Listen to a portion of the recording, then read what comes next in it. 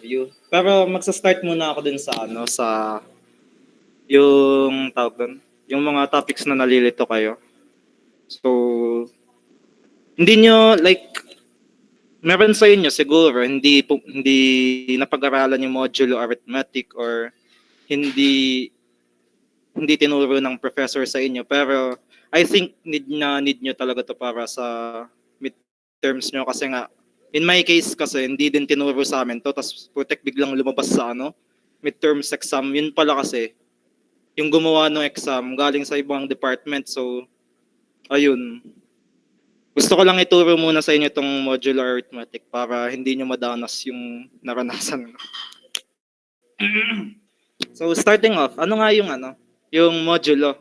Yung modulo, it means, yung dictionary meaning niya is, it means the remainder after the division. So, for example, nag-divide ka ng 7 divided by 5 is equal to 1. Ang remainder niya is 2. So, ang modulo niya is yung 2. Basically, ayun yung gist. And so, merong equation ng modulo which is A mod N. It means remainder when A is divided by N. So, A, ano? A mod N. Ayan. So, sabihin natin, 5. I mean, 7 mod 5. So, 7 divided by 5, 1. Tapos, yan, 2. So, ang naging remainder ay 2. So, ang magiging sagot sa 7 mod 5 is 2. Yan. So, ayun yung pinaka-basic na equation for modulo. And next, tatalakayin naman natin yung other equations of modulo. So, it can be A mod B is equal to R, which is the remainder.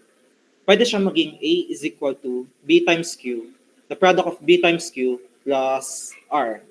So, ano yung Q? Yung quotient. Kasi yung R, ayun yung remainder. So, example natin, 7 mod 3. 7 mod 3. So, pwede siya maging equals to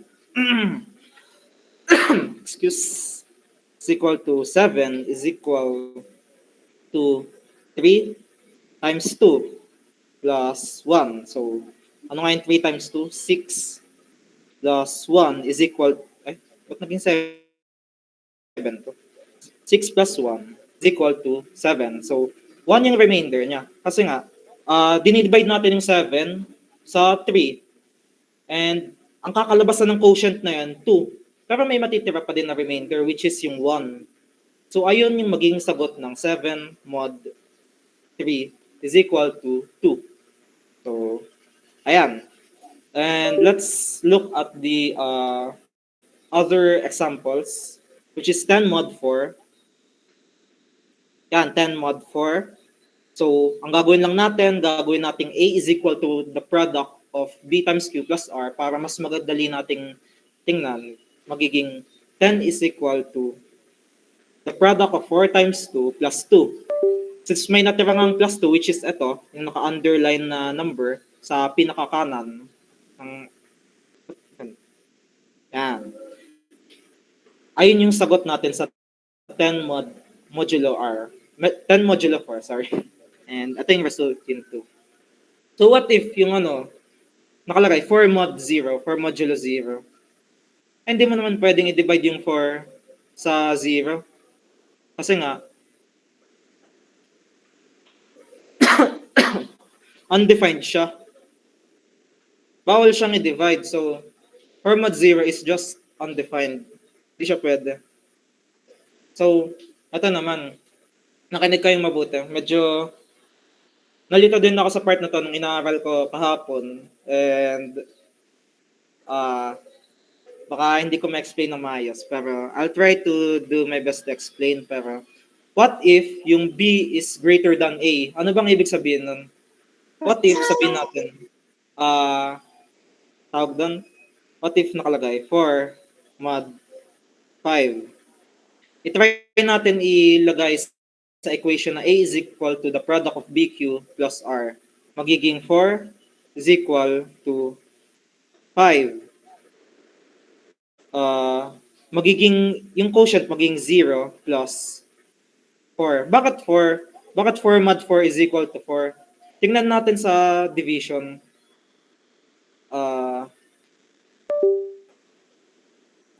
Y is Q or the quotient, the hell?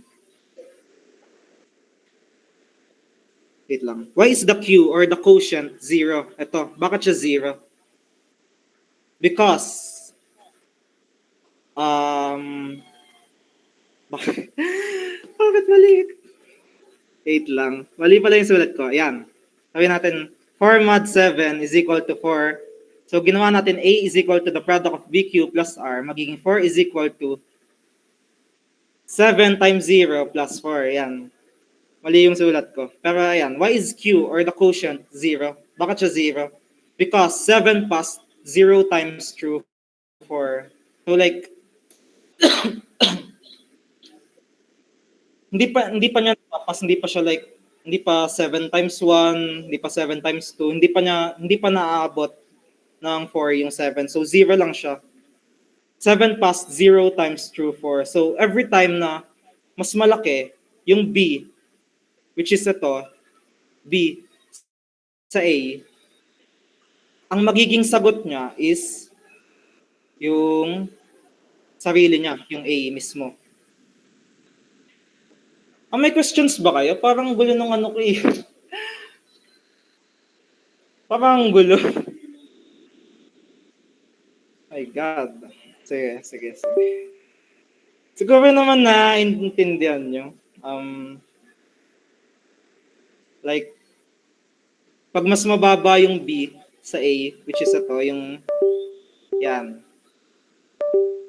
Yung A yung mismong sagot sa A, sa modulo na to. Basta yan. So, tingnan natin. Ayun. May question. Sige. Ano yan, Mr. Dan? Kuya, pwede lang po Yes. ilagay po ulit sa pinaka-definition ng modulo for noting purposes lang. Sige. Salamat po. Okay. Sasan ko din to, no? Maya. Kaya, pwede nyo aralin din mamaya. Kasi meron tayong, sabi daw ng head ng gumawa ng event na to, may mock exam daw bukas. Para ma-prepare sa midterms. Sabi sa akin. Kaso hindi ko pa nagagawa yung mock exam. Okay na ba?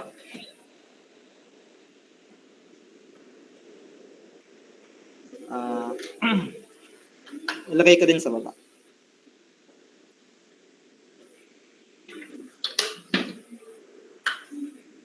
Okay. Next examples naman. Ito din, 5 mod 7. So parang same din. Yung 7, hindi pa niya napapas. Napapas pa lang niya 0 times yung 5. So 0 yung kanyang magiging quotient. If dinivide mo yung 5 sa 7. Kaya ang matitira mula sa 5 na yon is 5 pa din. Kasi 5 is equal, bakit naging baliw yung pen ko? Wait lang. Easy. 5 is equal to 7 times 0 plus 5 is equal to 5. 0 plus 5. 5 is equal to 5. Ayan. So, ang result niya ay 0. 0, 5. Sorry. So, next naman is 3 mod 4. So, ganun din, same yung magiging kalabasan since yung 4, hindi napapas pa lang niya 0 times yung 3, 0 din yung magiging quotient niya. So, 4 times 0, 0, plus 3 is equal to 3. So, 3 mod 4 is equal to 3. Ayan. And next, so, sinabi ko kanina, what if B is greater than A? So, etong equation na to, like, nag-a-apply lang siya, sabihin natin sa positive numbers. Pero what if like naging negative yung mga what if naging negative yung A or kaya yung B? So iba yung gagawin natin para sa kanila. Sorry. Excuse me. Ayun nga. Kapag kukuhanin natin yung modulo ng two numbers, pero yung two numbers na yun, it's either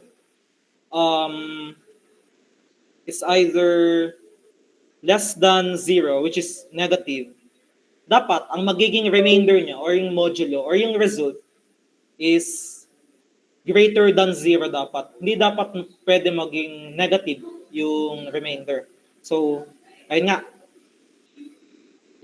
Nakalagay dito sa equation, A is equal to BQ plus R and 0 should be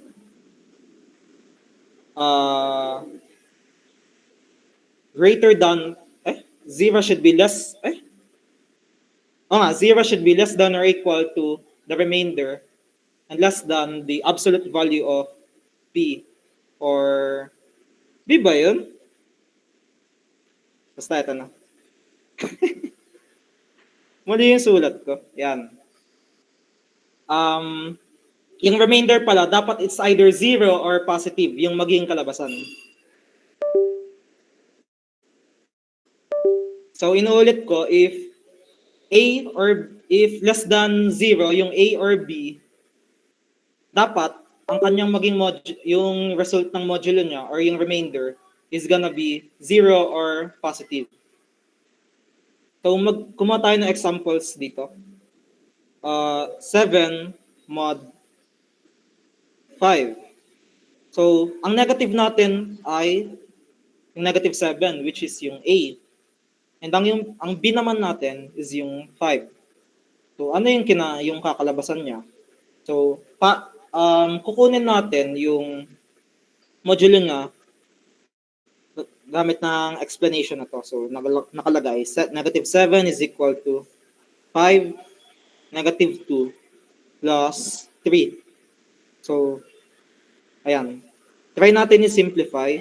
Negative 7 is equal to negative 10 plus 3. Negative 7 is equal to negative 7. Okay, equal siya. Ang tanong, bakit hindi negative 3 yung ginamit? Try natin, negative 3. Negative 7 is equal to 5. Negative 3. Negative 7 is equal to negative 15. E di ang magiging remainder niya ay 8 para maging equal siya sa negative 7. Ayan. I mean, minus 15 plus 8. Bakit hindi negative? Yan. Bakit hindi negative 3? Positive din naman yung tawag doon, yung remainder nila. Kasi ang kinukuha natin dito, yung pinaka maliit na remainder na pwede nating makuha. So, yung 3, yung pinaka best na answer natin na makukuha dito. May tanong ba kayo? Parang medyo magulo yung ano ko.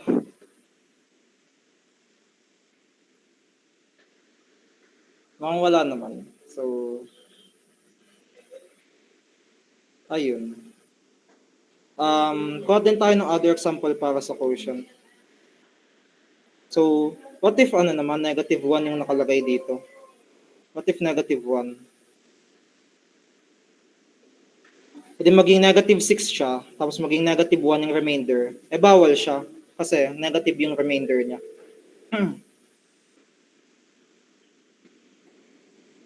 So, ang tamang sagot din negative 7 is equal to the product of 5 times negative 2 plus 3. Yung plus 3 na yun, ayun yung kanyang magiging remainder. So, negative 7 mod 5 is equal to 3. Try natin like mag-move on sa isa pang example. Negative 13 mod 4. So negative 13 equals to 4 times negative 4 plus 3. So, ayan, negative 13 is equal to negative 16 plus 3. What if ang ginamit ay negative 3 is equal to 4, negative 3, 13 is equal to negative 12 plus 1. I mean, negative 1. So, negative 1 yung kanyang magiging remainder. So, bawal.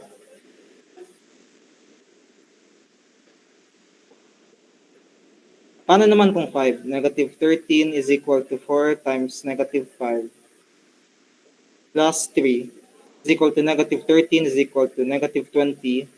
I mean, walang plus 3 dito, sorry.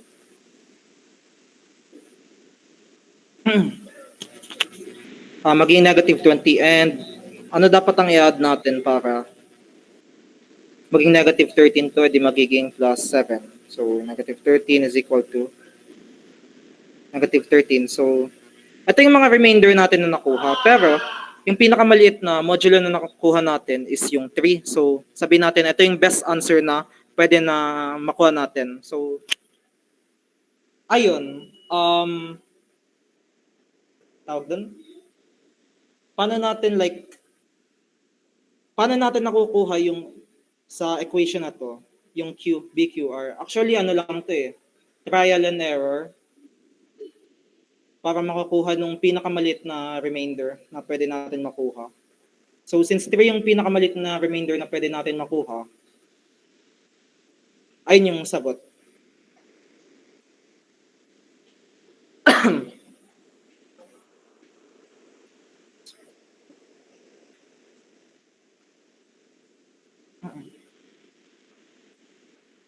May parts ba kayo na ano, like gusto niyo itapat or i-stop?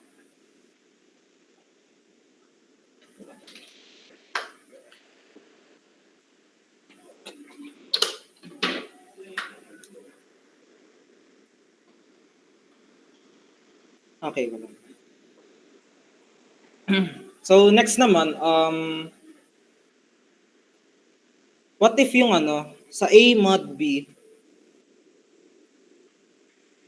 what if yung negative ay yung B? Ito. What if ito yung B?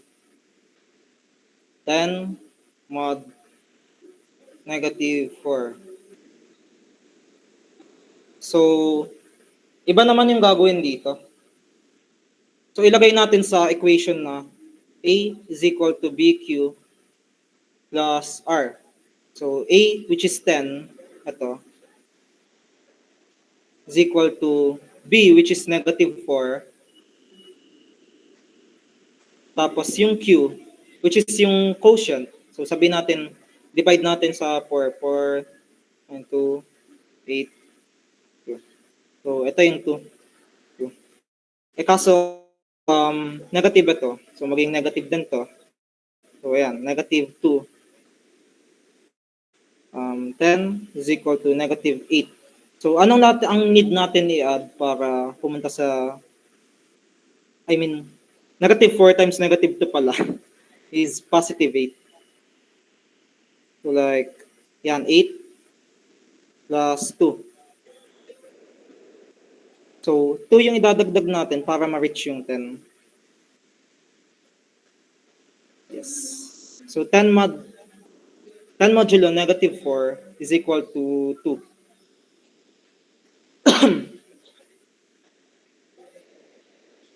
Parang ayun lang yung gist ng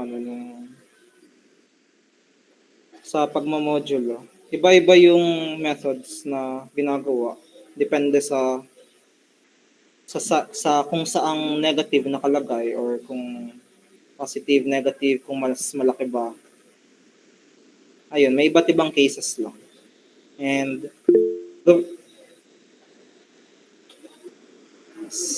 yung remainder po ba dyan sa negative examples ay dapat lagi SB? Ano yung SB? Yung remainder po dyan sa negative examples. Sa B! Na ano lang pala pinaikli. Yung remainder po ba dyan sa negative examples ay dapat lagi Dapat less than lagi sa B. Okay. Um, actually, hindi ko pa na search natin. Hindi ko kasi na-aral siya. -4, mod. Tanong natin kay ChatGPT.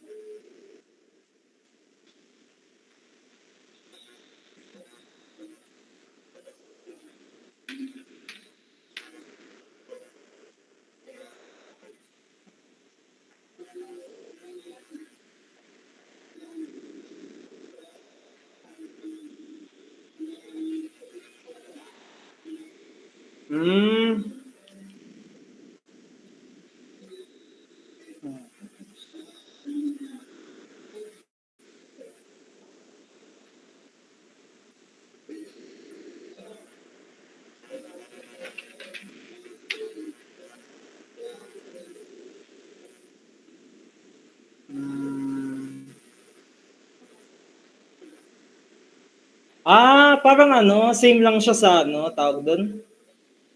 Same lang siya dito. Dun sa, yan. Sabi natin, -4 mod -7 -4 is equal to -7. So 0 plus -4.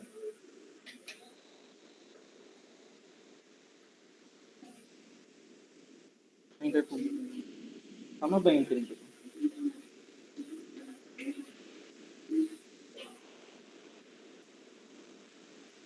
Less than lagi sa B.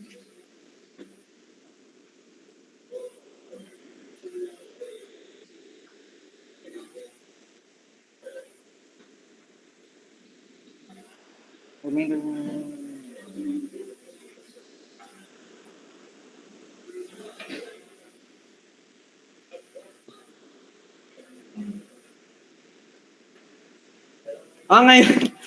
Dahil ng slow ko, gagingayin ko lang na-gets. Ang tinatanong mo pala yung remainder. Yung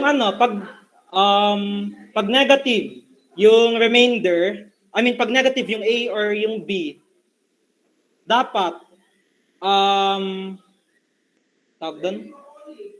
Dapat less than siya, lagi sa B. Since, nakalagay nga kanina yan, B. Tinanggal ko lang kasi, ang nakatanong kasi, what if A is less than 0 or B is less than 0? Kasi nakalagay din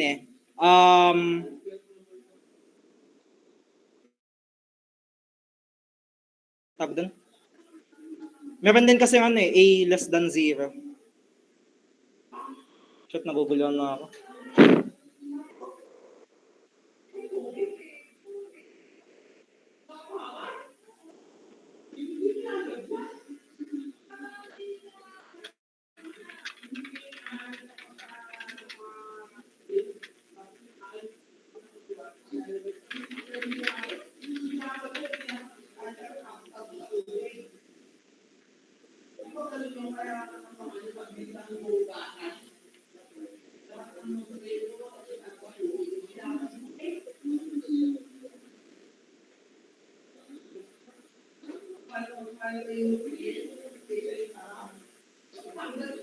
Bro, nape-pressure na ako.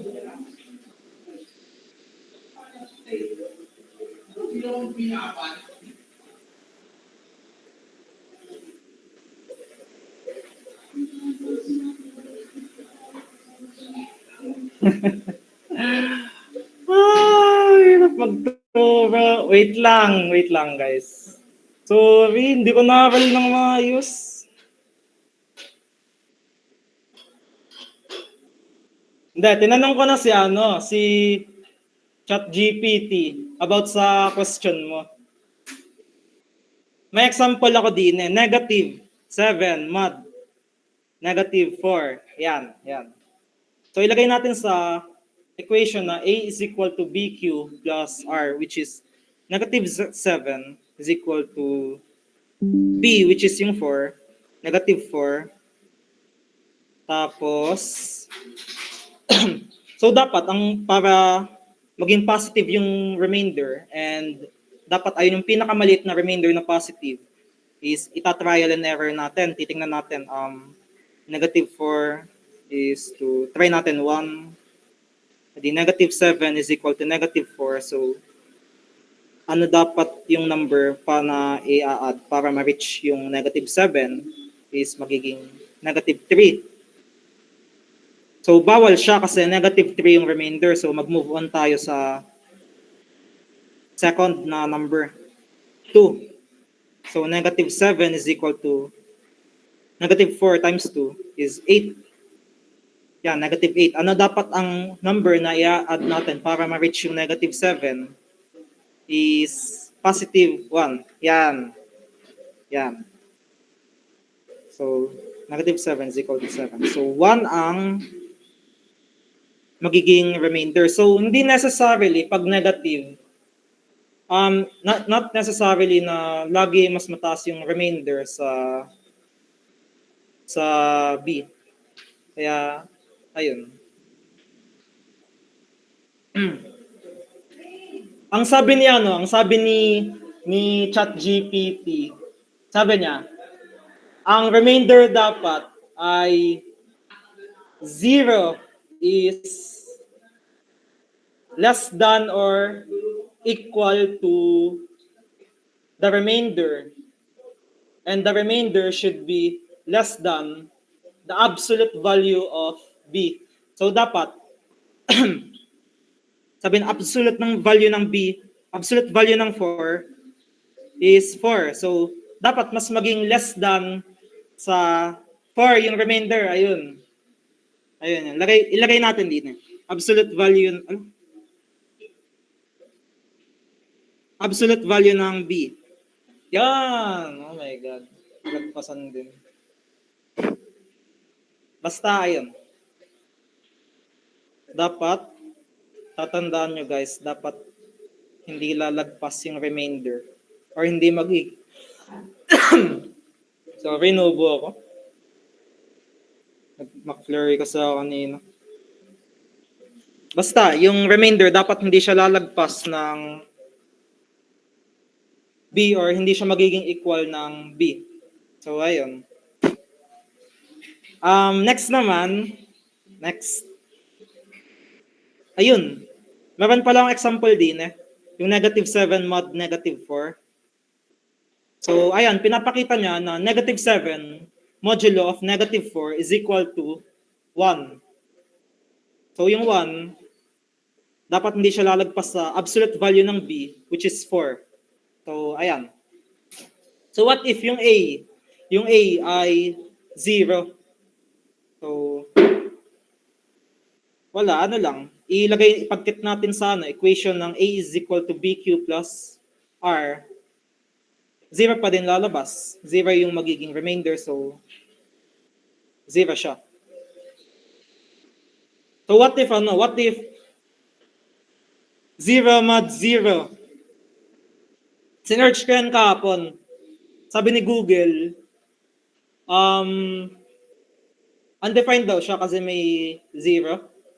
Kaya bawal ata yung 0 mod 0 kahit pareho silang 0. Ayun yung sabi. So next naman, negative 8 mod 4. So ayan, hanapin natin for ang sagot din na nakikita natin, 4, negative 2 plus 0. Pwede ba ang gamitin natin quotient na negative 1? Tingnan natin. 4, negative 1 plus negative 8 is equal to negative 4. Anong need i-add sa negative 4 para i-reach ang 8? Di negative 4. So, bawal nga. Bawal ang negative 1. Ibig sabihin nun, negative 2, yung may pinakamaliit na positive na remainder. Ayun yung pwedeng quotient na pwede natin magamit sa equation na to para makuha may pinakamaliit na remainder. Okay.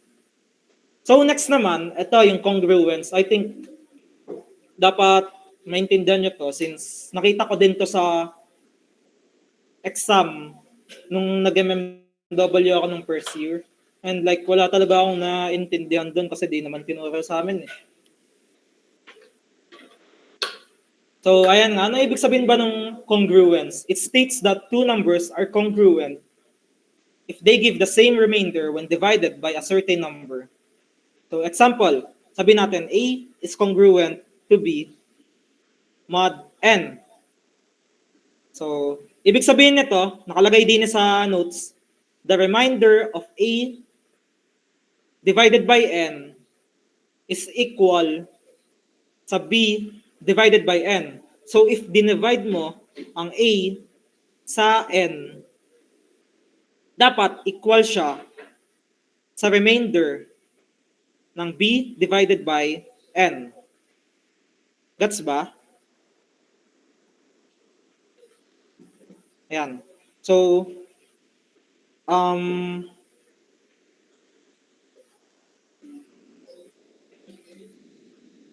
pwede din na, tawag doon, yung A congruent to B mod N, pwede din siyang ilagay as A mod N is equal to B mod N. So, ayan. Try natin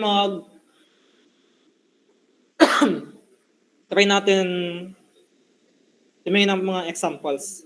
So, example, 17 is congruent to 29 mod 12. Ayan. So, i-try muna natin ilagay sa form na to. So, 17, yung A, yung B ay 29, yung N ay 12. So, sabi nga, A mod N is equal to B mod N. So, 17 mod 12 is equal to 29 mod 12. Dapat ang magiging remainder nila ay pareho lang para sila ay maging congruent. Congruent, ito, yung tatlong lines na parang equal. Equal sign pero tatlong lines. So, ayan, kunin natin yung 17 mod 12. Try natin ilagay siya sa A is equal to BQ plus R na form. So, 17, A yung 17, B yung 12. So, 12. So, yan, 1. Pag dinivide natin yung 17 sa 12, magiging quotient lang niya ay 1. 1. So, ang magiging remainder niya ay 5. Yan. So, 17 mod 12 is equal to 5. 5 yung sagot niya. Next, 29 mod 12. Ilagay natin sa A is equal to BQ plus R. So, ang A ay ito, ang B ay ayan. Ang A ay 29, ang B ay 12. 29 is equal to 12. So, pag dinivide natin yung 29 sa 12, ang kakalabasan ay 2. Lalagay natin dito. Tapos ang magiging remainder niya ay 12 times 2, 24. Remainder ay 5. Yan, 5. 5 din yung remainder niya. So, same lang yung remainder nung 17 mod 12 sa 29 mod 12. Ibig sabihin, sila ay congruent. Yan. Ganun. Ay, mali pala yung sulat ko. Teka. Ibig sabihin, true itong statement na to. Yan. So, next examples naman.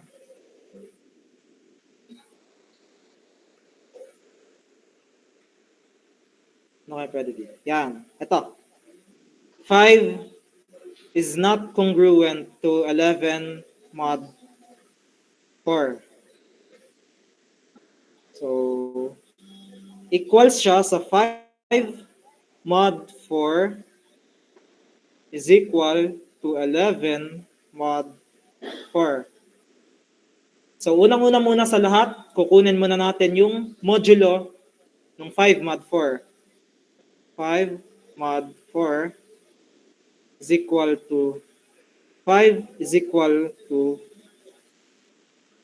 so gagawin natin A, B, Q plus R.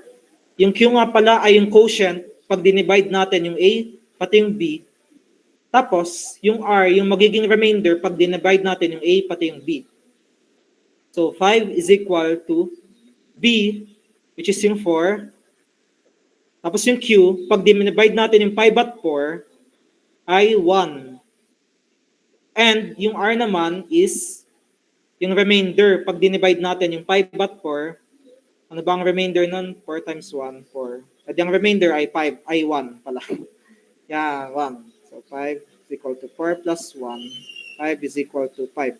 So, ang magiging sagot sa 5 mod 4, 5 mod 4 is 1. 1 yung sagot. So, ayun. Since alam na natin ang 5 mod 4, yung sagot din next naman na kukunin ay 11 mod 4. So, ayun nga, A is equal to BQ plus R. Gawin naman natin sa 11 mod 4. So, A, B. So, A, which is 11, equals to B, which is equal to 4, plus yung Q, which is the quotient of A and B, excuse. So, next naman ay yung Q, which is the quotient of 11 and 4. So, 11 divided by 4 is equal to 2. Tapos yung R, yung magiging remainder, pag dinivide natin yung 11 at yung 4, so ano ba ang remainder? 4 times 2, 8. So, plus 3. So, 3 yung magiging remainder pag dinivide natin yung 11 at 4. So, ito yun. So, ang magiging sagot sa 11 modulo 4 is equal to 3. Since, kapag dinivide natin ng 11 at 4, ang kanyang remainder ay 3. So, ano nga yung modulo? Ayun yung pagkuha ng remainder between these two numbers. So, ayan. So, ang congruence, tinitingnan if yung two numbers na to, if dinivide silang dalawa sa 4, if 5 divided by 4, 11 divided by 4, dapat same yung remainder nila. Pero, yung nakikita natin, 1 yung remainder ng 5 modulo 4, tapos yung sa 11 modulo 4, 3 yung remainder niya. Ibig sabihin, hindi sila congruent. 5 is not congruent to 11 mod 4. Ayan. Hindi sila congruent. So, eto. Na ako.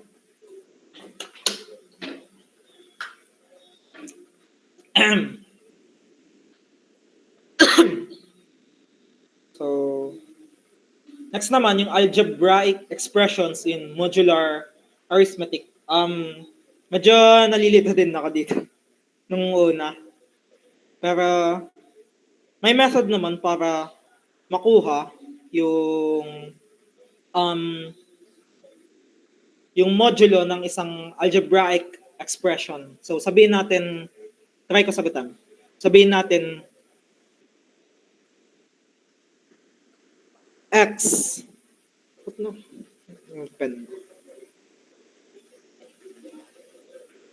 x is congruent to 2 mod 5. So, ang ibig sabihin ng statement na to, x mod 5 and 2 mod 5.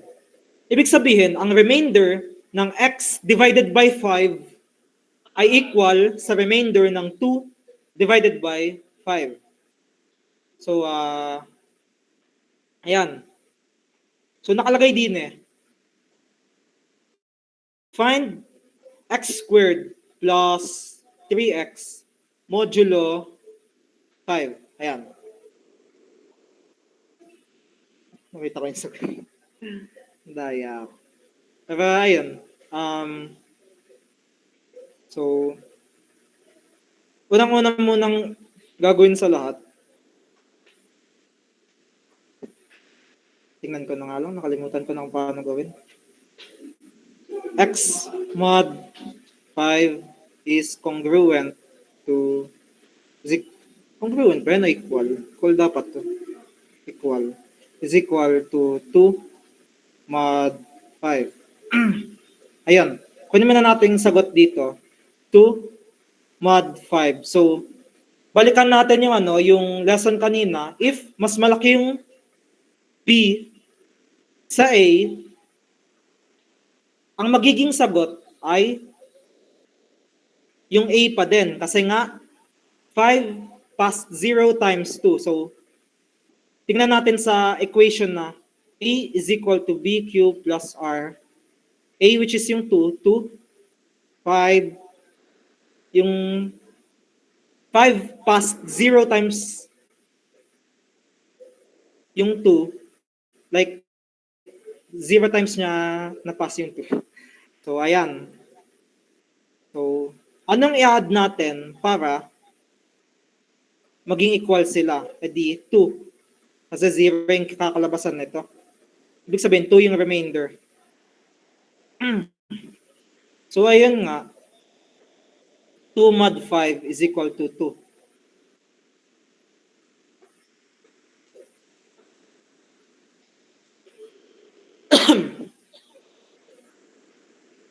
Nasaan na?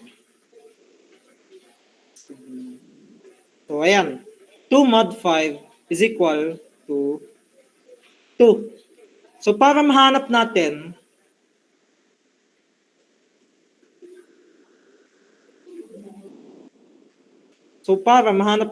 yung x squared plus 3x mod 5, ang gagawin natin, isa-substitute lang natin yung nahanap natin sa 2 mod 5, magiging 2 raised to 2 plus 3 times 2. 4 plus 6. Tama ba ako? Yan. 4 plus 6. 5. So, ang magiging sagot ay 10 mod 5. Ayan. So ano nga ang 10 mod 5? So, pag dinivide natin yung 10 sa 5, ang magiging remainder niya ay 0. So, x squared plus 3x mod 5 is equal to 0. Ay, may questions ba kayo? Hindi ko na-explain ng maayos.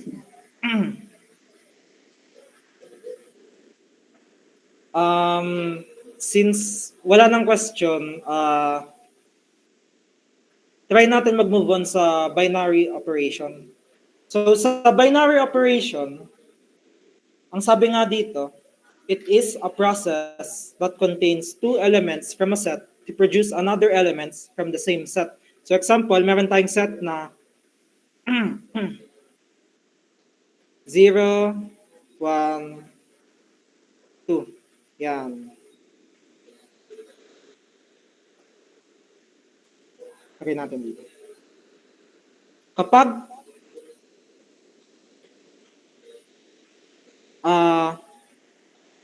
in-add natin yung 0 plus 1 is equal to 1.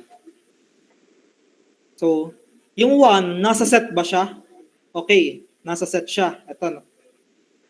Pero pag pinag-add natin yung 1 plus 2 is equal to 3. Yung 3, wala sa siya set. So, addition is not a binary operation in this set.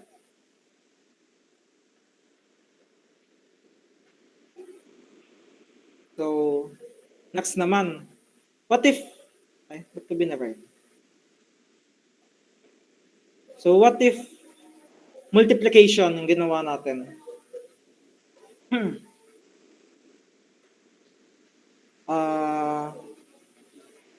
0, wait lang.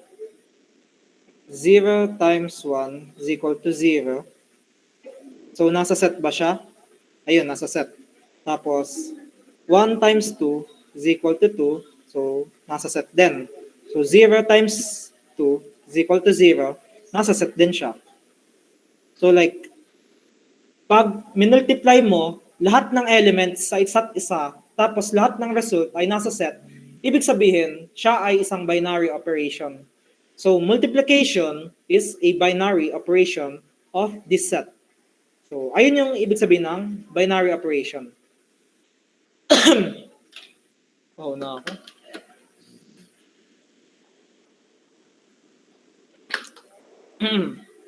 Ahem. So, ayan.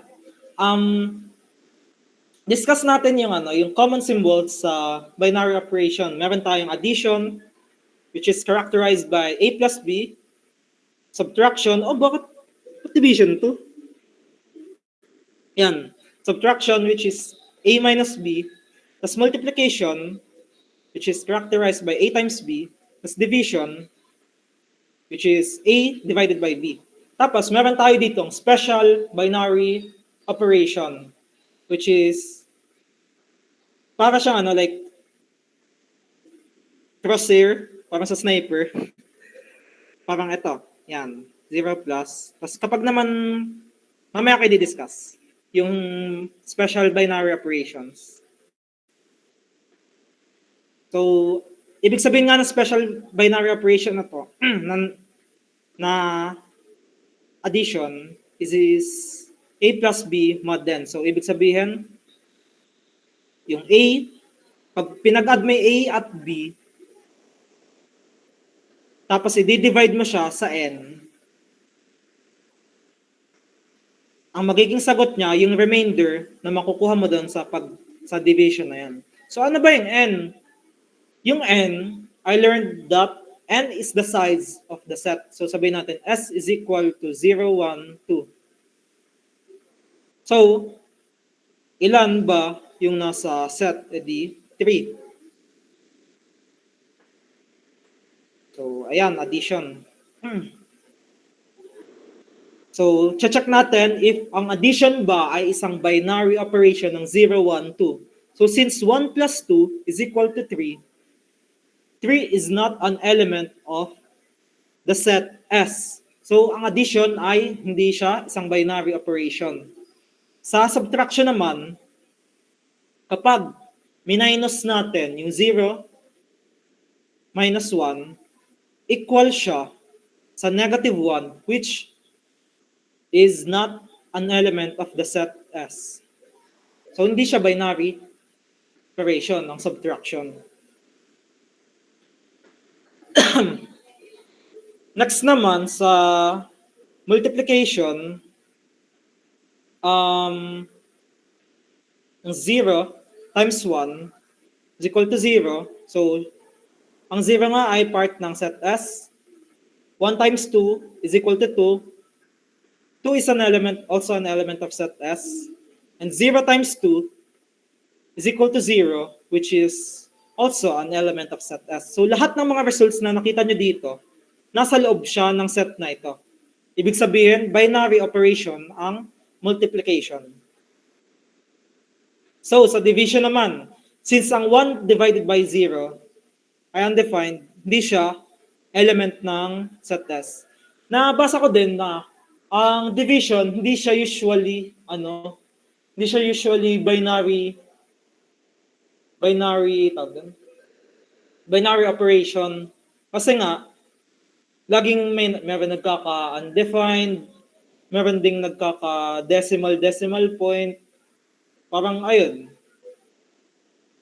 So, ayan. Tingnan naman natin ang special binary operation sa addition, which is ito, characterized by this symbol. So, ayan.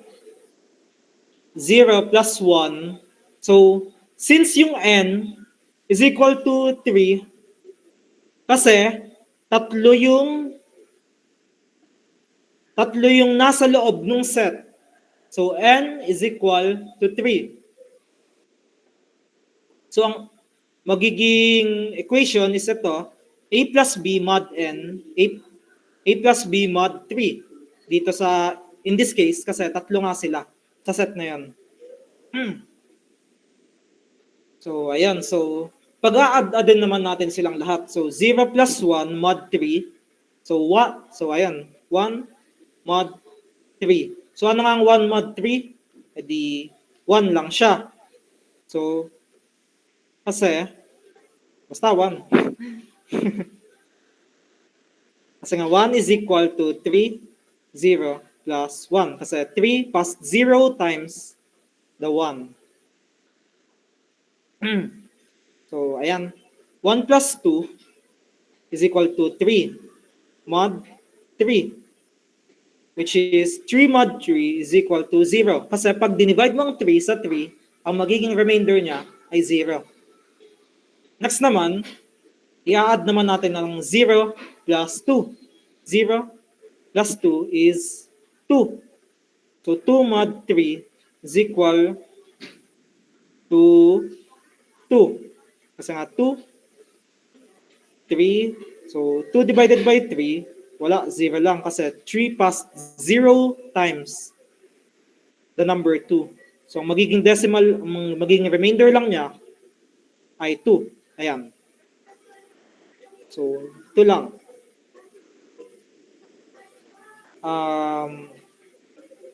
So, ayun. Next naman,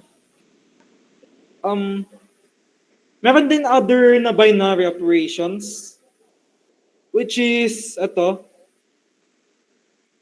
ano siya, special binary operation ng multiplication. So, basically, A times B mod N.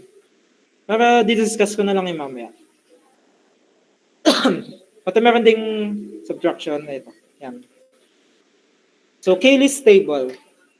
It is a table that shows the result of a binary operation for all possible pairs of elements in a set.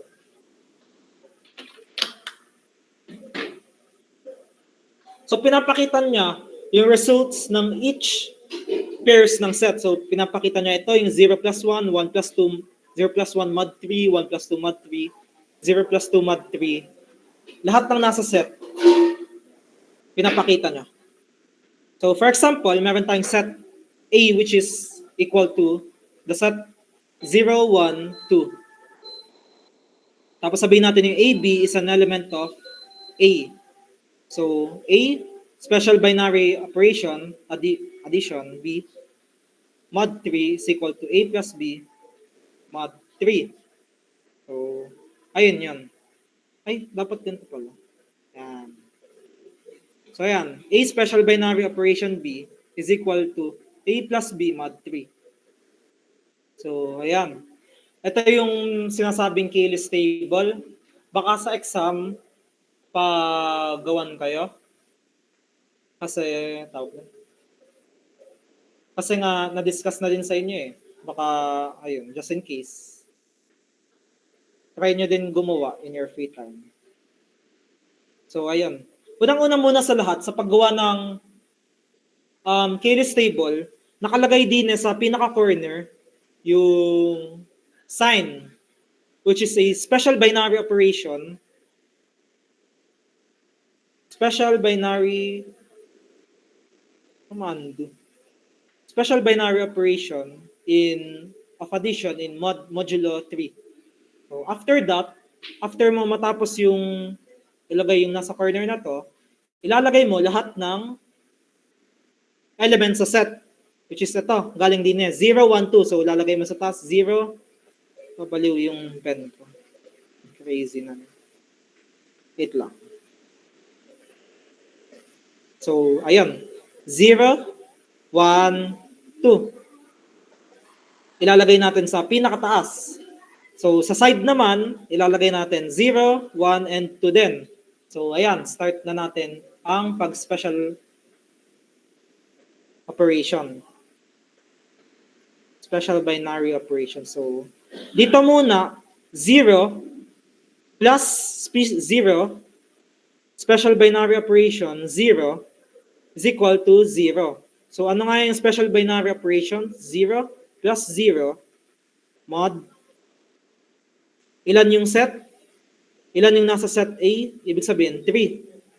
Yan, 3. So, 0 plus 0, 0, mod 3, it equals to 0 pa din.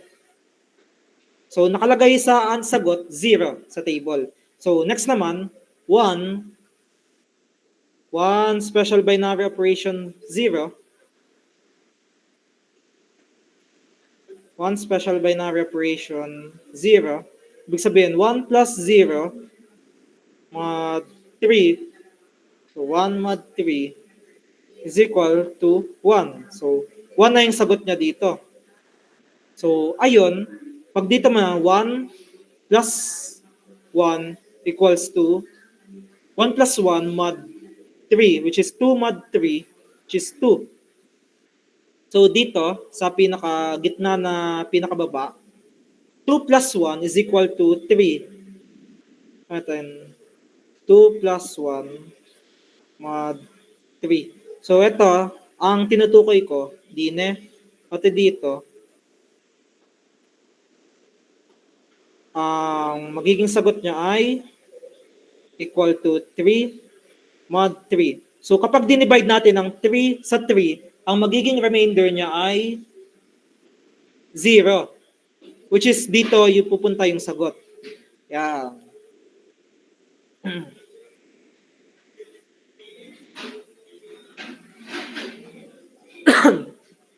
So, linisin ko nga yung ano. Oops.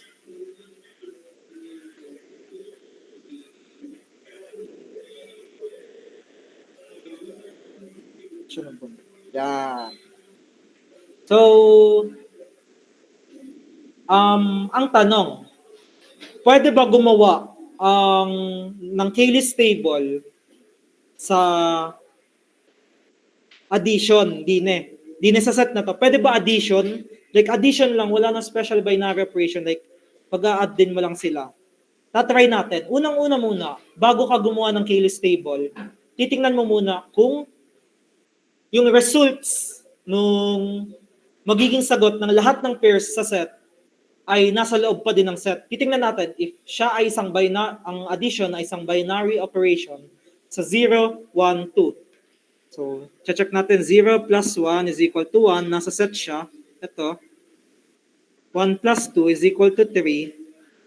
Wala yung 3 sa set. Ibig sabihin, hindi siya binary operation. Therefore, hindi siya pwede magawa sa K-list table. So, in summary, if ang isang operation ay hindi isang binary operation, hindi pwede gumawa ng K-list table. So, ayun nga, ayun yung link, yung connection sa pagitan ng binary operation and K-list table. So, ayan. Try natin, ano ba ang binary operation sa 0, 1, 2? Ayun, multiplication. Try ko gumawa ng sarili ko. Promise din na ako titingin. So, una-una muna. So, sabihin natin, A, 0, 1. Ganito yung 1 ko. 0, 1, 2. Unang-una muna, since multiplication ng ating operation, ilalagay ko muna sa pinakasulok. Multiplication. Pwede din siguro yung dot, pero gusto ko ganun. Multiplication. Yan. After that, ilalagay natin sa taas yung mga elements ng set, which is 0, 1, and 2. Yan, meron na tayong elements sa pinakataas. Tapos, ilalagay natin sa pinaka-side. 0, 1, and 2. After that, titingnan natin. 0 times 0 is equal to 0. 0 times 0 equals to 0. 0 times 1 is equal to 0. 0 times 2 is equal to 0. 1 times 0 is equal to 0. 1 times 1 is equal to 1. 1 times 2 is equal to 2. So 2 times 2 is equal to 0. 2 times 1 is equal to 2. 2 times 2 is equal to 4. La, may 4. Pwede ba gawan niya ng Cayley's table? Bawal kasi hindi siya tawag dun binary operation. Search ko nga para sure. Can I make a Cayley's table with an operation of with not a binary operation? Check ko nga, nag-overthink pa sa ako. Ayun, bawal. Bawal daw sabi. Buti tama. Yung naaral ko. So ayun, bawal gumawa ng Cayley's table if yung operation ay hindi isang binary operation. So, x or the multiplication is not ang tawag dun, binary operation. So, bawal siya gawa ng Cayley's table. Kaya, burahin ko na to. Hindi siya pwede. Bawal siya mag-exist. So, next naman na example is, ayan, ito. Ituturo ko na yung special binary operation na subtraction. Which is, ito, yung parang bilog na may hati sa gitna. So, ayan. Bakit may mod 3 din? Yan.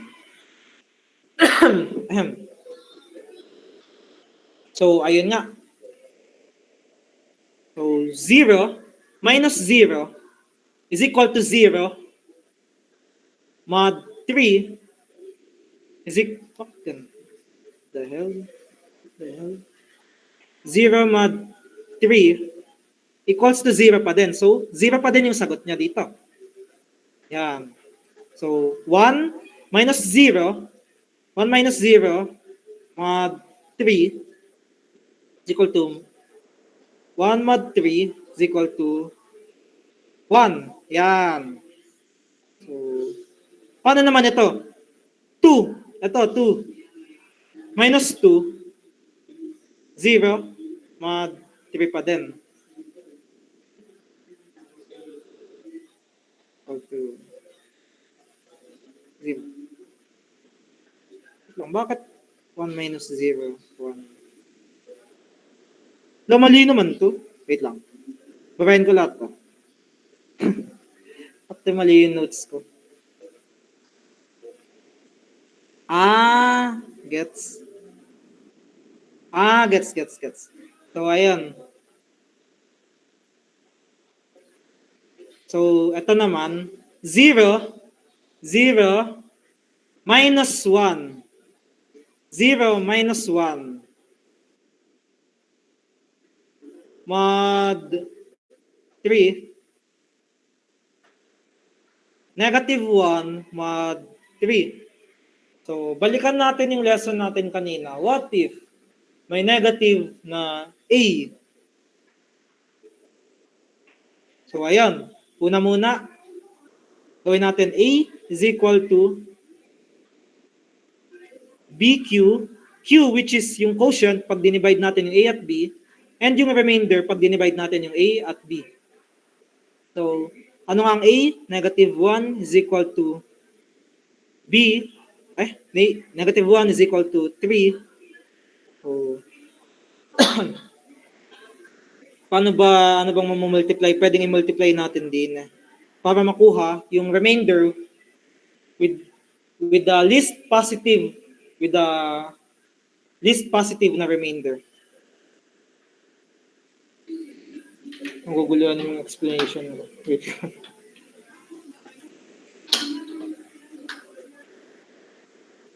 So, ayan. Try natin negative 2. Negative 2.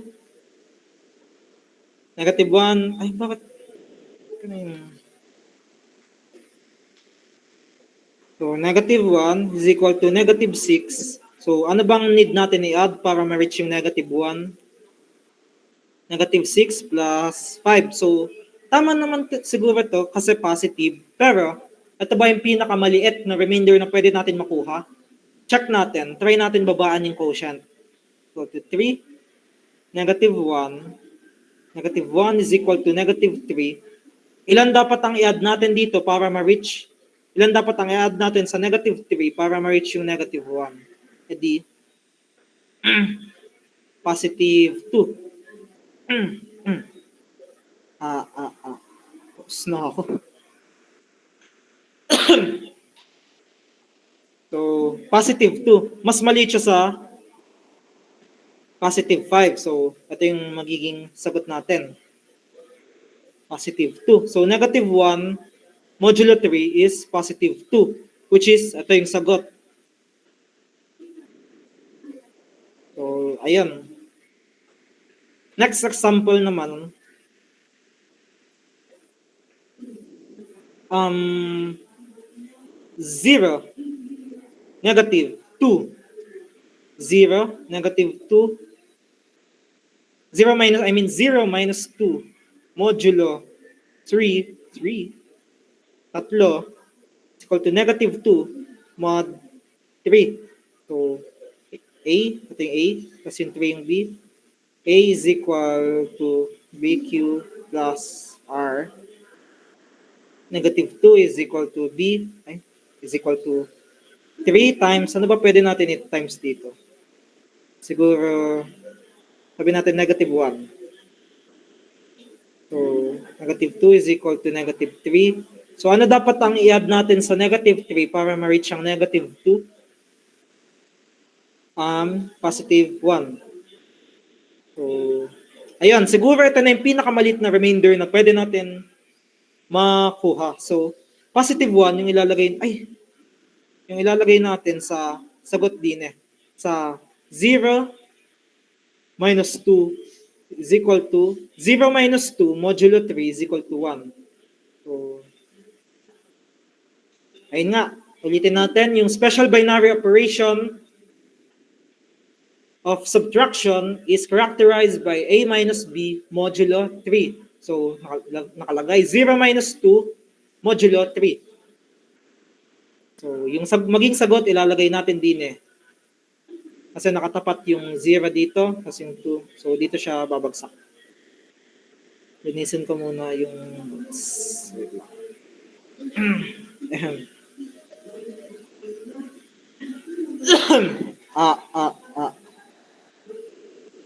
So, ito. Yung special binary operation multiplication.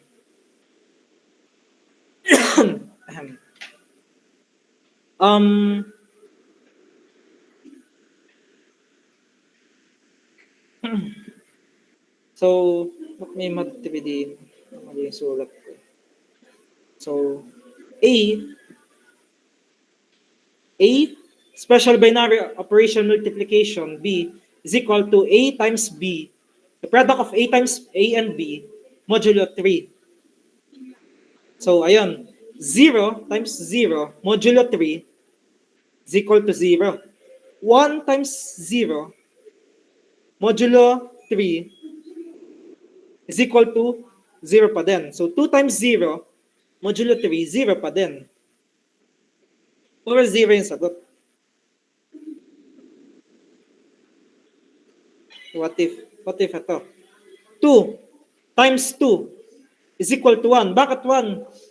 Kasi nga, 2, wait lang. Papaliw na naman stylist. Kasi 2, special binary operation 2, yan. Equals siya sa 2 times 2 modulo 3 is equal to 4 modulo 3. So, pag dinivide natin ng 4 sa 3, ang magiging remainder niya ay 1. 1 yung magiging remainder niya kasi nga 3, 4, 1, 3, 1. So, ito yung remainder.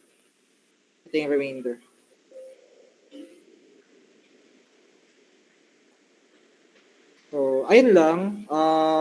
Siguro gets nyo naman din yung iba. Yung kung bakit ayun yung sagot sa other na cells sa table na to.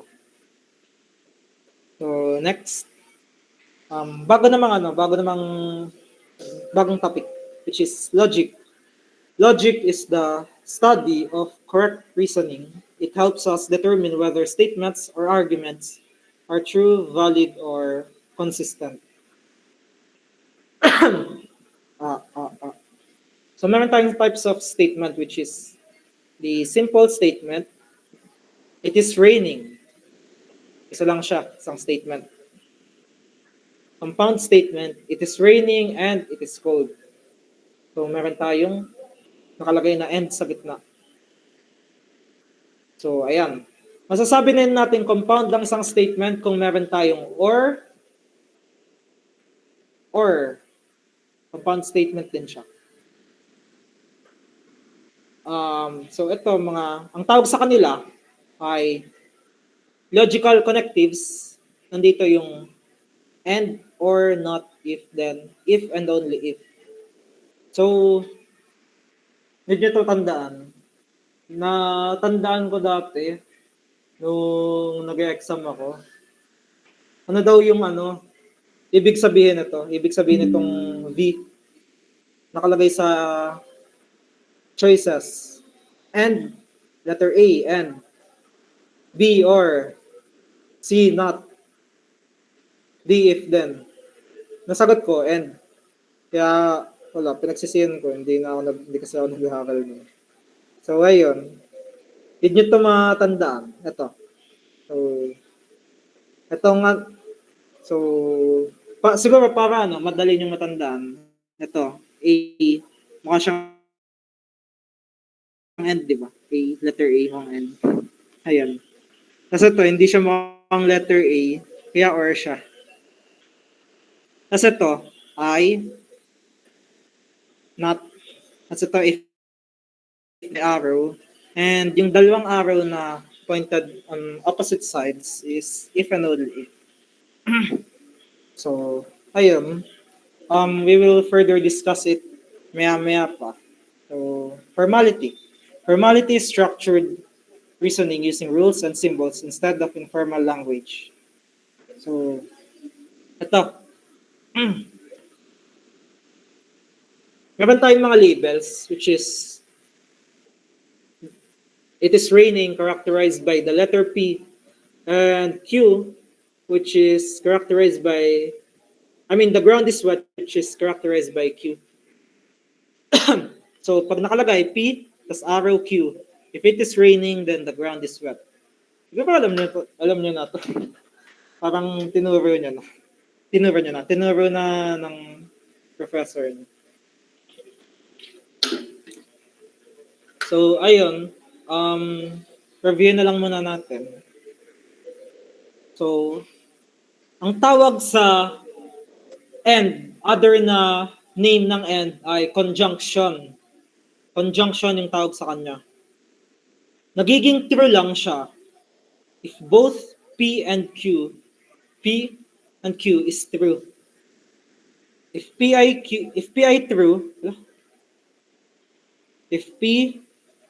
true, tas Q I false, then P and Q is equal to false. So, ayun. Pero if pareha silang true, edi true sila. Next naman, sabihin natin, yung or ay is, ang tawag sa kanya ay disjunction. Disjunction. Saka end naman ay conjunction. Sa or ay disjunction. So it is characterized by the letter, parang symbol na mukhang letter V. So, nagiging true lang ang isang statement na may or if either P or Q is true. So, ito ay magiging true since ang P ay true. Pero what if false lahat? Edi false yun. Yeah. Next naman is negation. What if, meaning true if P is false, false if P is true. So basically, if yung P ay false, tapos nilagyan mo siya ng negation sa tabi, edi ibig sabihin, true siya. So, ayun. And then, meron tayong implication. Ayan. P, if P, then Q. So, nakalagay din it is only false when P is true and Q is false. So, if false lang itong letter na to, saka siya magiging false. Or what if false sila pareho? Magiging true siya. Kasi nga, if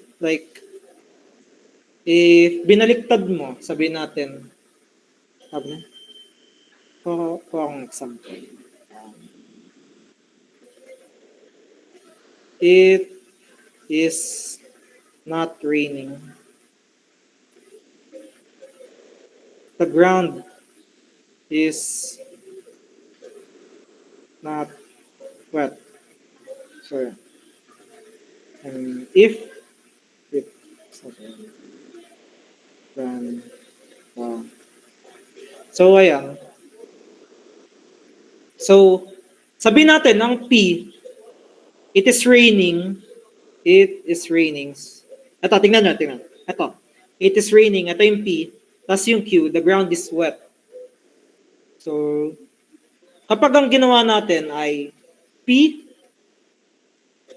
if P then Q, magiging, if it is not raining, then the ground is not wet. Totoo naman, di ba? Pag di umulan, hindi naman basa yung tubig. Basa yung... hindi naman basa yung yung lupa. Yung lupa. Yung lupa.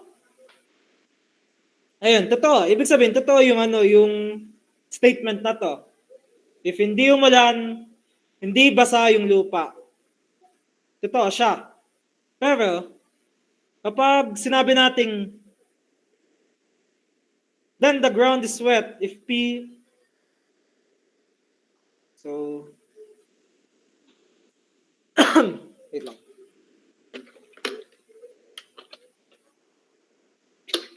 Ayun, maling example pala to. May pa-explain.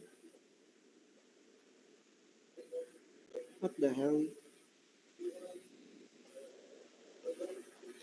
Ang gulo ng stylus ko. Bakit nagwawala siya? Not. Not. Yan.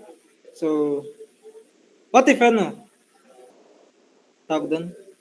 If it is raining, then the ground is not wet. Saan ka makakita nun? Unless may bubong yun. So sabihin natin, nasa labas ka, tapos hindi basa yung lupa, hindi siya totoo. That's false. That's false. That's a false statement. So ibig sabihin, P, tapos Q, pag false ito, false na yung buong statement. Kasi walang saysay. So, ayun yung explanation sa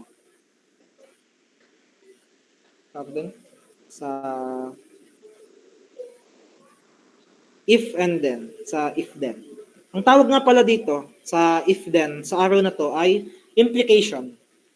And yung tawag din sa double na arrow is biconditional. Yung sa if and only if.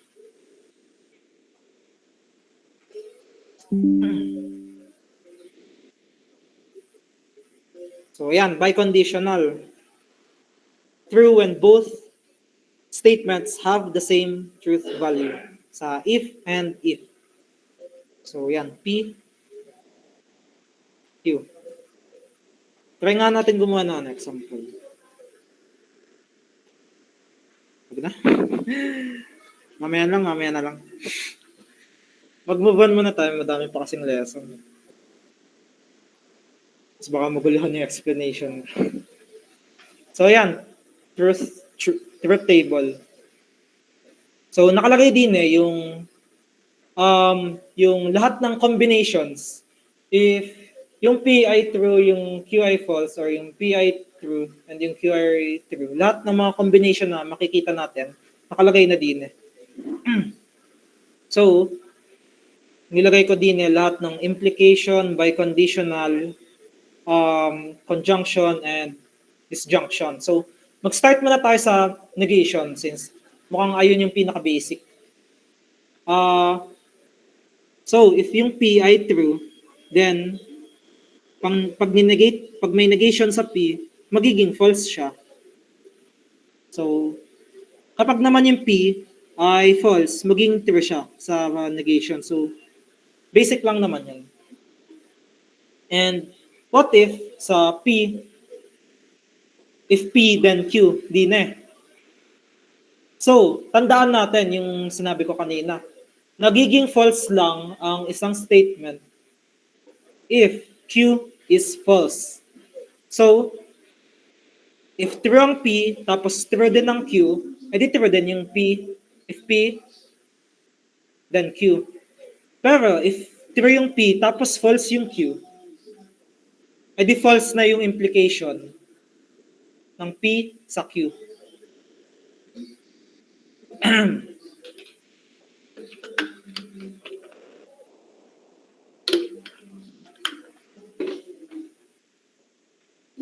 Pero pag false ang P, tapos true yung Q,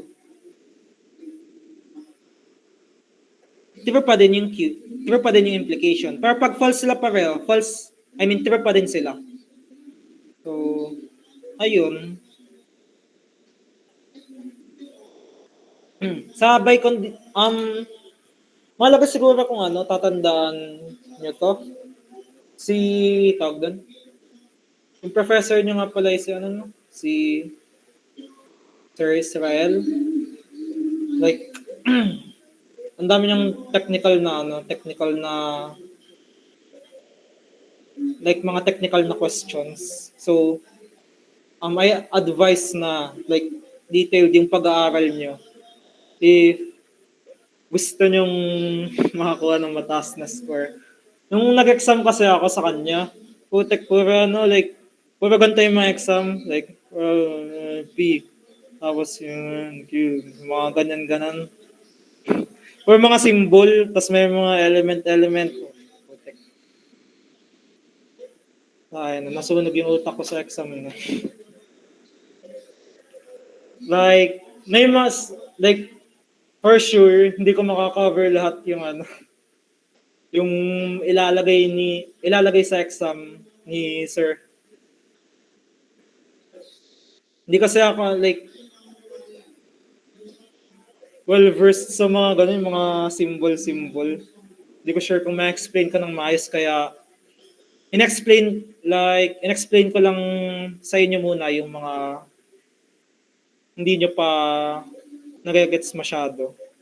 Katulad ng Cayley's table, ganun. Tapos, I advise you na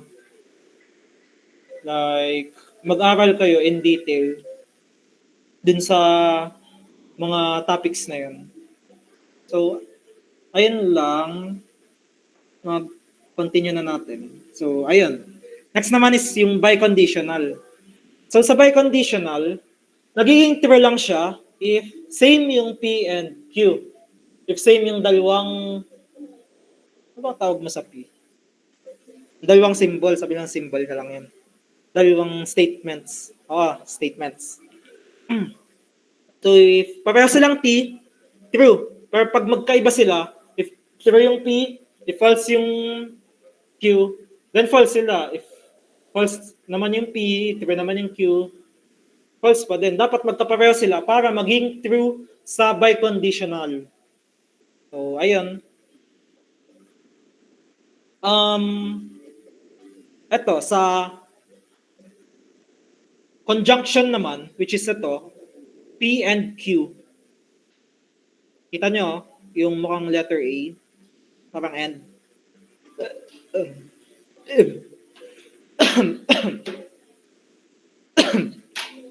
Excuse. Ayun nga, nagiging true lang siya, yung conjunction, kapag true lahat. So, pag true yung P, pag true yung Q, true sila. Pero pag may false na kahit isa, or dalawa, or tatlo, or apat, false pa din. Pero kapag naman sa disjunction, P or Q, if may iisang true, true siya. Or pag false lahat, false. Ayun. Yan, nakalagay, T is true, false if F. Next naman, laws of propositional logic. So, ito, actually sa exam din namin yan dati yan. Sa discrete math ba yun? Or parang sa discrete math, ito. Pero yun, pag-aralan din natin since logic din naman yun.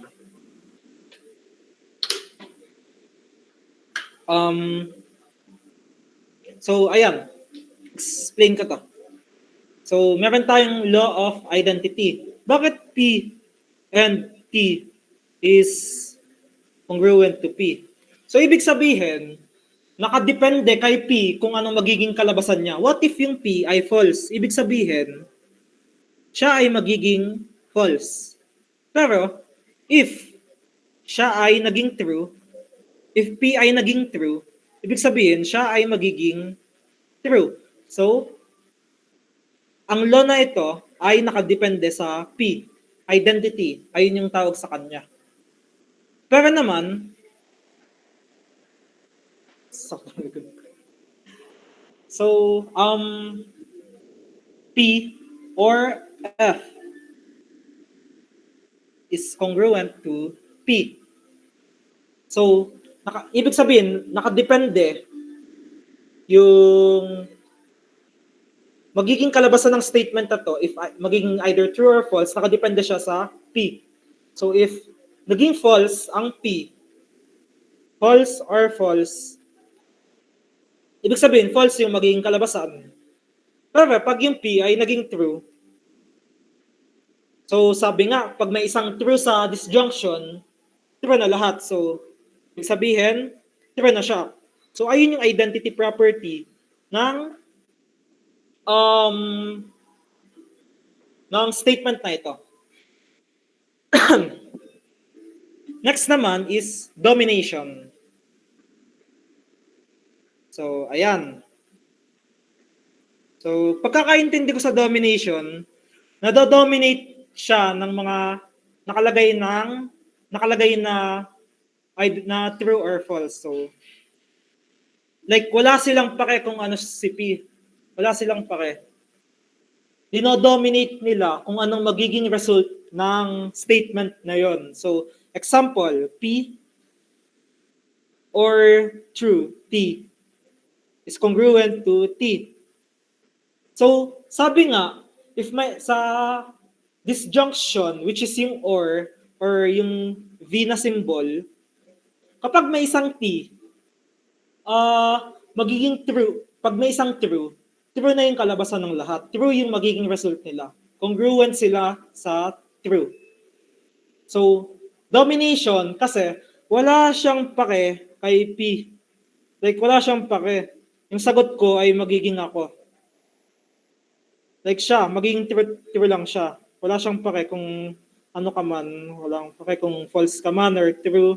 Like, ayun. So, other example, P and F is congruent to F. So, sabi nga sa conjunction, dapat, para maging true, ang isang conjunction statement, dapat true lahat ng statement. Kaso, dito sa statement na to, meron isang false. So, ibig sabihin, hindi na siya true. Ibig sabihin, false na siya. So, domination, kasi wala siyang pake kay P. Walang pake kung ano man siya. Walang pake kung true, kung false. Wala, false na yung maging sagot. So, ayun. Next na rule, next na law, ay idempotent. So, ayun, idempotent, yung statement ay sa sarili, like same lang sila. P or P is congruent to P. So, if yung P ay naging true, magiging true siya. Ayan. So, if P, ang tawag dito, and or conjunction to P is equal to P. So, what if true? What if true yung P? True and true is equal to true. What if false yung P? True, true. False and false is equal or congruent to false. So, ayun, sa idempotent, basically, kapag pinagko-conjunction mo or disjunction sa sarili, hindi ang sagot sa sarili pa din. Ayun yung idempotent na law. Iba siya sa identity.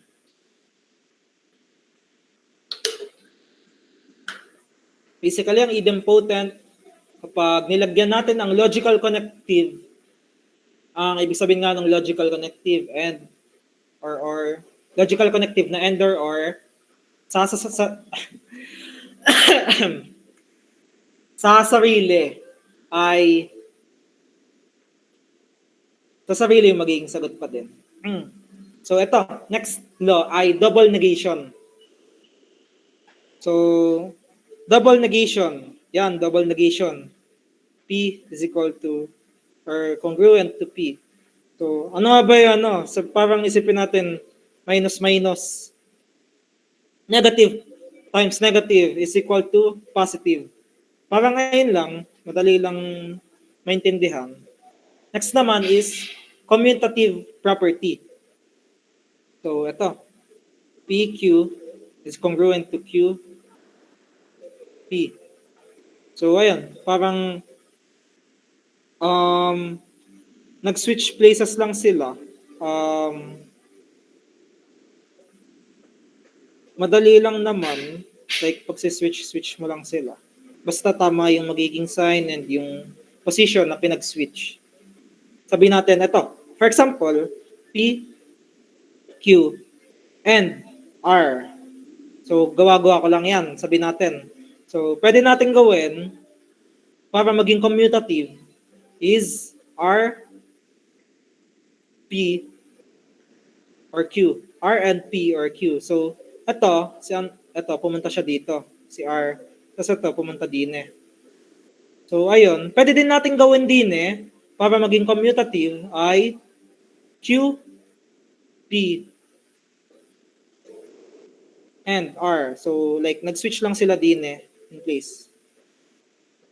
Ayan, ayun yung commutative property. Ang bawal mong gawin, ito, P, R, Q. Wala, illegal yan. Bawal siya gawin. Hindi siya pwede.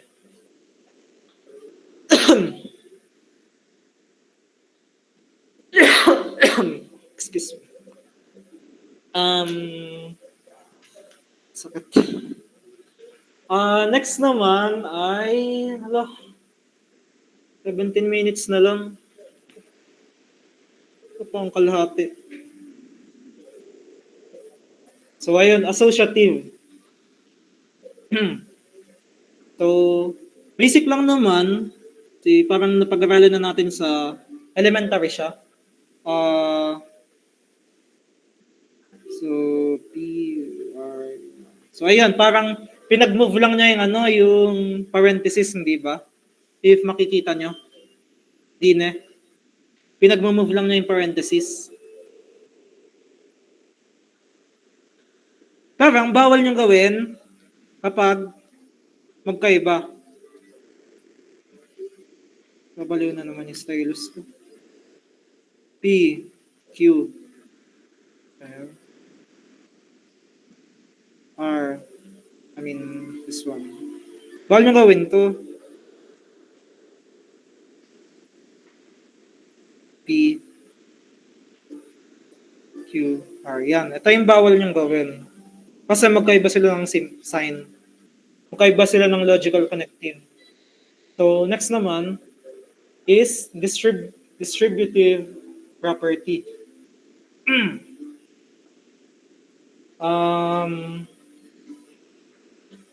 First ay, ayun.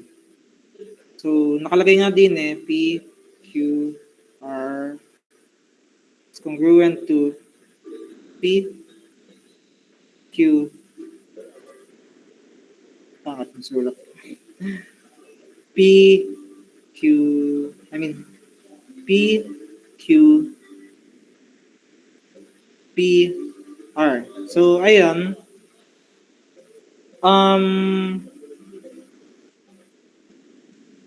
Di ko to matuturo. Like, dapat talaga matandaan nyo yung magiging kalabasan ng distributive law na ito. Papaos na ako. So sad. Next class pa ako. Ayun, next naman, ito, De Morgan. So, para siyang,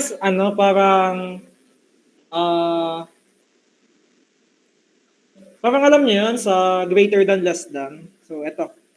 Sabi natin, inenegate natin yung statement na P or R. Magiging siya? Negative P.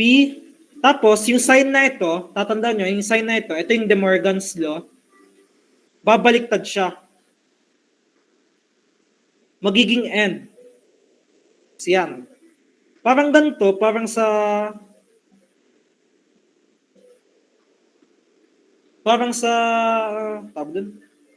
greater than, less than.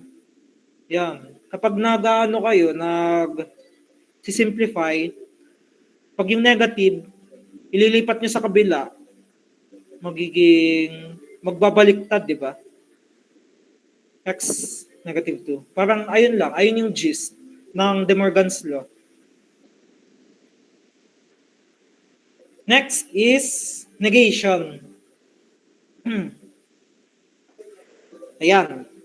P or negative P is congruent to true. So, bakit true? Kasi nga, kapag sinabi natin ng P ay true, edi true, or ang negation ng true, magiging false. So, disjunction or T or false is equal or congruent to true. So, ayun, kapag sinasabi nga sa disjunction, kapag may isang true na lahat. What if false siya? What if false yung P? Ano yung negation ng false? Edi true. Edi false or true? True pa din. Kahit anong gawin niya, true. True pa din yun.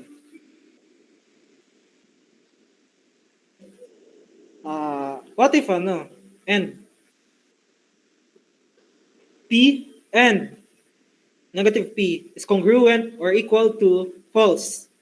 So, what if true yung P, true, conjunction, ang negation ng P, ng true, false, maging false. So, ayan, sabi nga sa conjunction, kapag may isang false, false na lahat. So, kahit anong gawin, false pa din. So, ito, next na ituturo ko ay very, very, very important talaga siya kasi nakita ko siya sa exam ni Sir Israel. So, ayan. Di ko alam kung saan exam yun, discrete or MMW. Pero, it doesn't hurt na may extra knowledge kayo. So, ayan. P, if P then Q is congruent to negation of P or Q. Hindi ko matuturo to sa inyo. Ang advice ko lang is tandaan nyo itong equation na to, itong congruency. Kasi isa to sa mga, sabi nating technical na statements, masasabi ko. Like, technical siya, hindi ko siya nalalearn intuitively. So, ito din, P is to Q It's congruent to negation of Q and negation of P. Yan. Mahalaga din to. I think parang nakita ko din yun sa exam dati. Tapos, ayun din, ito din, yung tatlong to. Yung useful logical equivalence. So, ayun, may other na topics, may activity. Dapat pa ba? May other lessons pa ba? Wala, may ano pa. Wag na muna siguro mag activity. If gusto niyo mag-aral, isasend ko naman tong MMW reviewer and may mga activity naman siya. And, ayun, try natin, pag-aralan mo na yung rules of inference kasi 10 minutes na lang. So, ayun. Sa exam na, sa exam na nakita ko, nagtanong kung anong klaseng rules of inference siya. So, identification siya. And buti na sa ulo ko yung mga rules of inference. Kaya okay naman ako dun. Kaya, advice ko din na sa uluhin nyo muna yung mga names, yung tawag din yung modus ponens, modus tollens, hypothetical syllogism, disjunctive syllogism. And, ayun, pati yung equation nila. Yung tautology. What's that? So, start muna tayo sa modus ponens.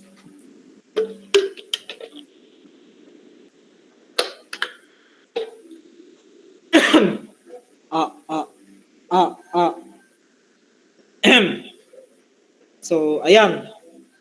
Modus ponens. So, sinasabi, if P is true, ang ibig sabihin ito guys, ibig sabihin ito, if P is true,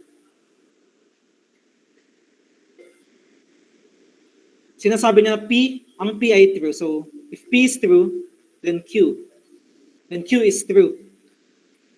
So, dito ako nalito sa equation na to. Dito sa mismong ito. Like, yan. Ang ibig sabihin nung nasa loob ng square niyan, P is true. So, yung P is true na yun, sasabihin niya natin dito sa implication na to na if P then Q. So, sinasabi na true yung P. So, if true yung P, edi true yung Q. And if true yung Q, it will imply na Q. Yan. So, ayun yung modus ponens. So, makikita natin ito. Din So, ayan. Check nga natin. Yan. Modus ponens. If P then Q is true, and P is true, ayun yung sinasabing P is true, then Q must be true. So, ito. Sabi natin, P is equal to it rains, and Q is the ground gets wet. Wala nang posto. Yan. So, nakalagay. It is true that it rains. Then, if it rains, sinasabi na if it rains, the ground gets wet. So, ibig sabihin, the ground gets wet. So, ayun. So, ulitin ko, magtataka kayo, bakit may end din bakit may end? Ibig sabihin, sinasabi niya na ang P ay true. Ayun yung gusto kong tandaan nyo. Nakakalito kasi yun.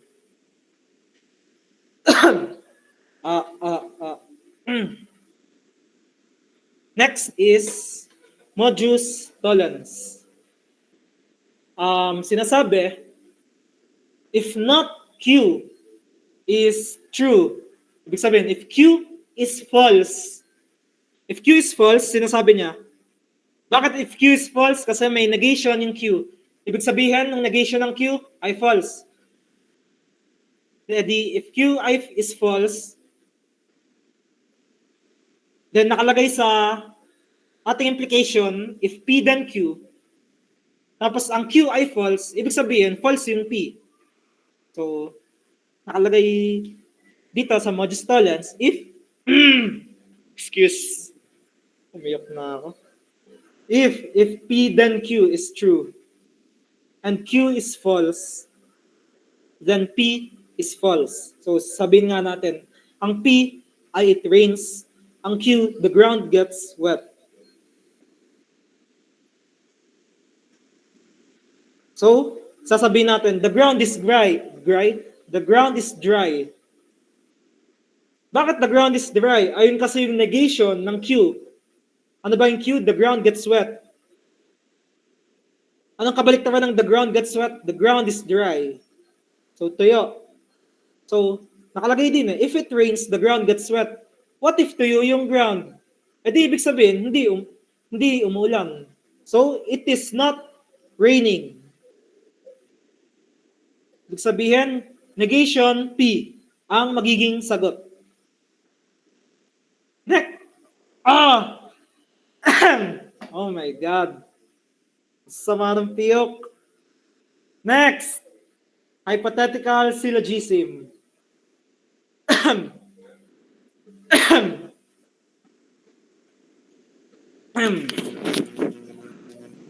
Hindi na nga ako sisigaw. If P, then Q is true. And if Q, then R is true. Then if P, then R is true. Nakakalito, pero explain ko siya. So, yung P, it rains. Tapos yung Q, the ground is wet. R, grass grows. So, kapag sinabi natin, if it rains, then the ground is wet. Tapos if the ground is wet, then grass grows. Ibig sabihin, if it rains, then grass grows. Ibig sabihin, parang P, pupunta siya sa Q. So if true ito, edi magiging true ito. Tapos yung Q at R, edi ba true nga ito? Edi if magiging true ito, true din yung R. So, masasabi din natin na if yung P ay true, yung R ay magiging true din. Ayan. No, 3 minutes. Kaya to. So next, disjunctive syllogism. If P or Q is true and P is false, then Q must be true. So, sabi natin, P, I will study, Q, I will watch a movie. So, nakalagay nga sa equation, hindi ko matandaan. Huwag na. Teka.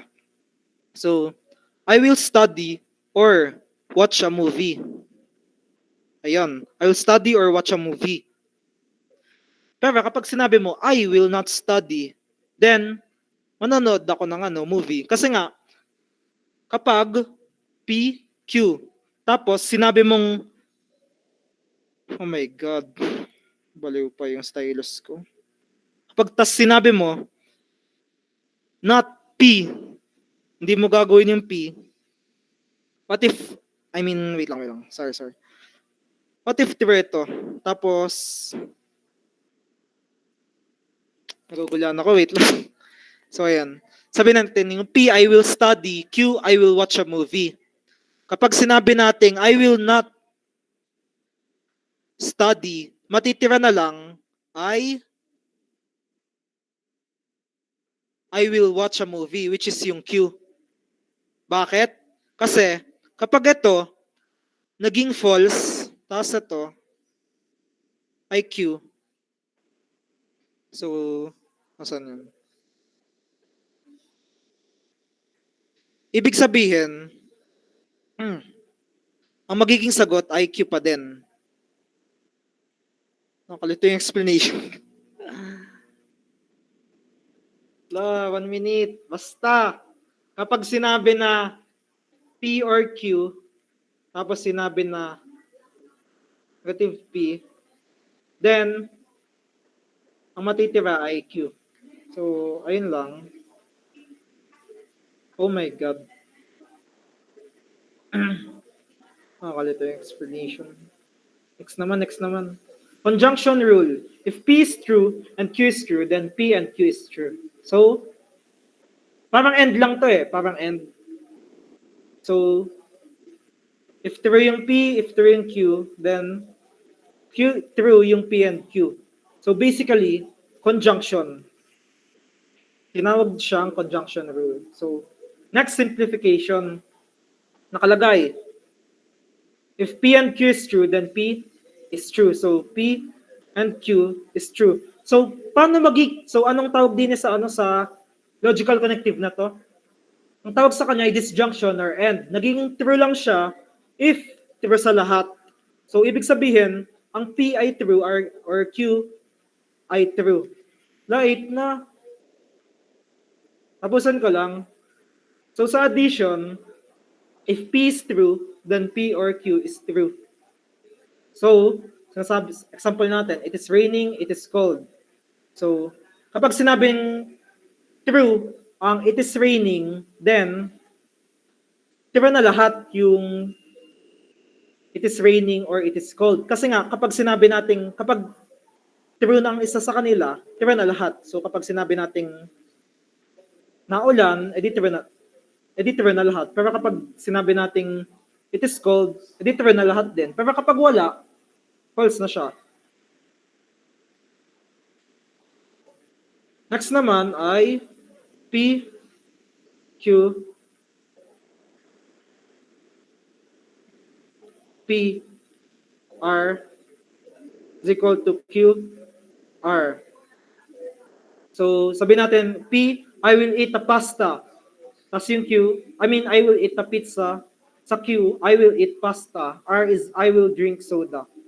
Kapag sinabi mo, kapag true na sinabi mo, I will eat pasta or I will eat pasta or I will eat pizza. And if sinabi mo din na true, and if true naman din na sinabi mo na I will not eat pizza or I will drink soda, then ang maging kalabasan ay I will eat pasta or I will drink soda. So basically, since meron tayong negation dito, tinanggal din natin and pinagsama na lang natin yung Q at R na to. Dito matuturo sa inyo intuitively. So, ang need nyo lang gawin is tandaan yung equation na yan para masagot nyo yung rule na ito. So, ayun lang. Sorry sa overtime ng 2 minutes. Tinapos ko lang yung rules of inference. So, ayun. Masasabihin ko. Magko-closing remarks pa ba ako? Thank you everyone for listening. Thank you. Photo op. Sige.